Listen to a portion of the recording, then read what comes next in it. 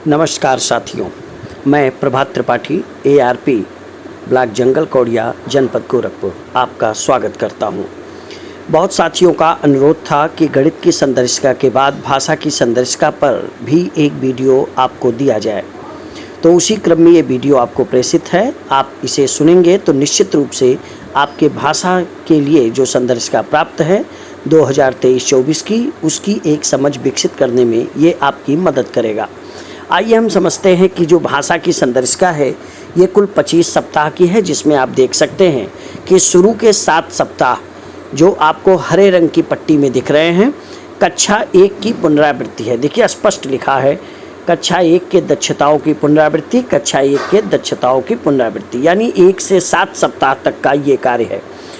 सप्ताह 8 से 12 तक आप पाठ्यपुस्तक पर काम करेंगे। फिर 13वें सप्ताह में आपका आकलन होगा, सावधिक आकलन जिसे हम कहते हैं। उसी तरह से 14 से 20 तक भी आप पाठ्यपुस्तक पर कार्य करेंगे।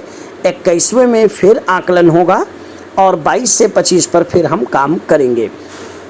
आइए हम समझते हैं कि हमारे पूरे सप्ताह की योजना कैसे है।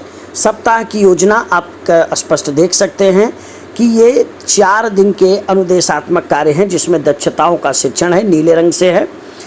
5वां दिन आपकी पुनरावृत्ति है और 6ठा दिन आकलन और रिमीडियल है।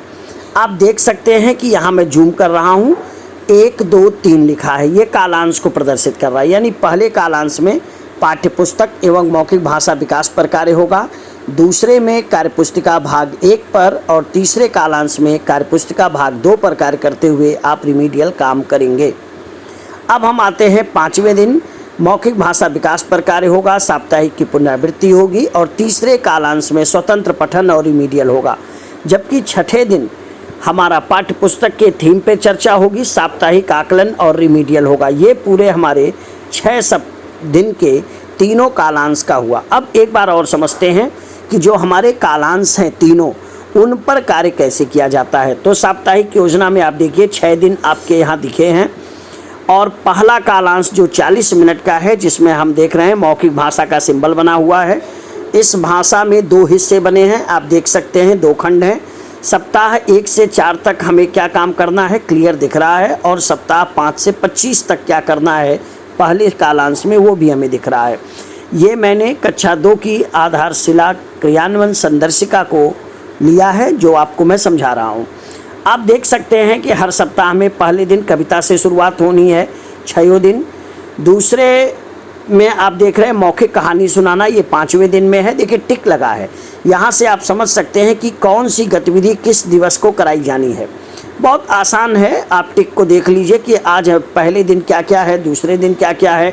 1 से 4 सप्ताह, 5 से 25 सप्ताह। दूसरे कालांश में आप देखिए थोड़ा सा परिवर्तन है, कार्यपुस्तिका में 1 से 7 सप्ताह का है और फिर 8 से 25 है।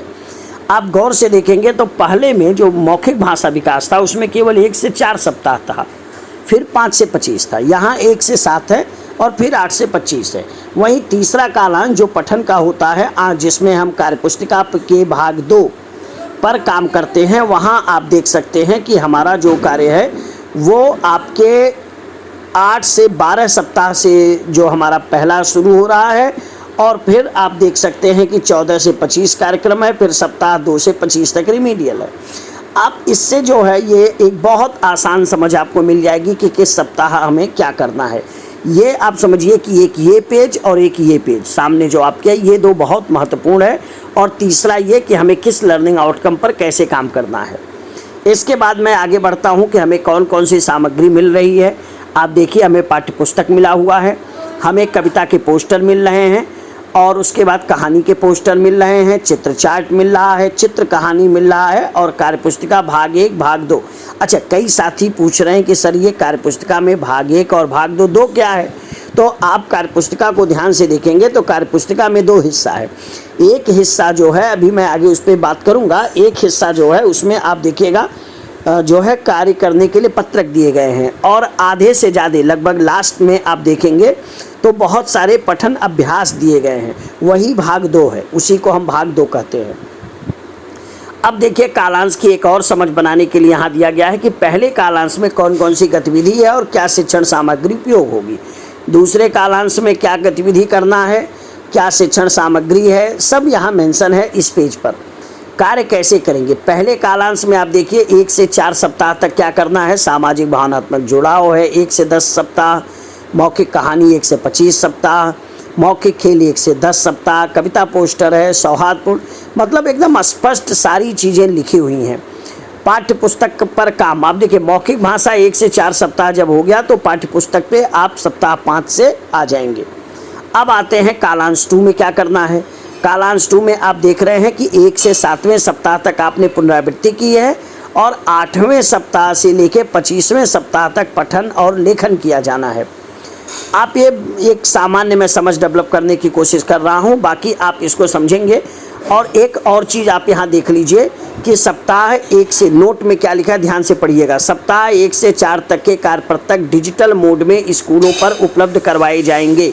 प्रिंट लेकर के बोर्ड बच्चों के नोटबुक में या बोर्ड पर, ब्लैक बोर्ड पर इन पत्रकों की गतिविधि पर आप काम करा सकते हैं। मतलब 1 से 4 सप्ताह जो है।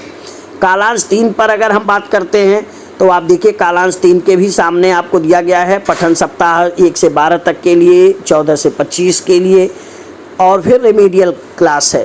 तो इसमें आप एक चीज़ आप इसको समझ सकते हैं और उस अनुसार आप इस पर काम कर सकते हैं। मैंने आपको 1 सप्ताह का सैंपल लिया है कि हम कैसे शुरू में करें। आप देखिए पहले दिन का ये हो गया, ये दूसरे दिन का कार्य है, ये तीसरे दिन का कार्य आपको स्पष्ट दिख रहा है, ये चौथे दिन का कार्य आपको स्पष्ट दिख रहा है। ये चौथे दिन में आप देखिए हम लोग जो मैं दिखाना चाह रहा हूँ आपको, उद्देश्य कार्य पुस्तिका भाग 1, कार्य पुस्तिका भाग 2, 2 प्रकार हुआ। लेकिन अब जरा 5वें दिन को गौर से देखिएगा।